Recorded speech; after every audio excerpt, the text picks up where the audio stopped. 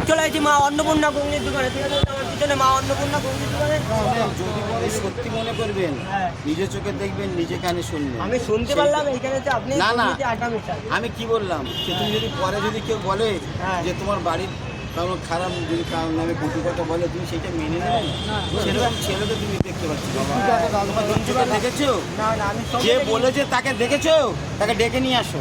আমি তো আরে কি করবো, এখানে কি শুনতে পারলাম তাই জিজ্ঞাসা করলাম আপনি আটা মেশান।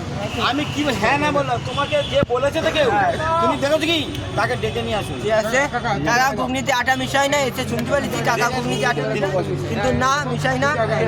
কাকা ঘুগনিতে আটাও মিশাই না, কোনো ফুড কালারও মিশাই না। 10 টাকায় আনলিমিটেড ঘুগনি, এসে খেয়ে দেখতে পারো। তোমাদের লক্ষ্য নেই, একটু দেখুন না বাবা, দেখুন ভালো করে দেখুন।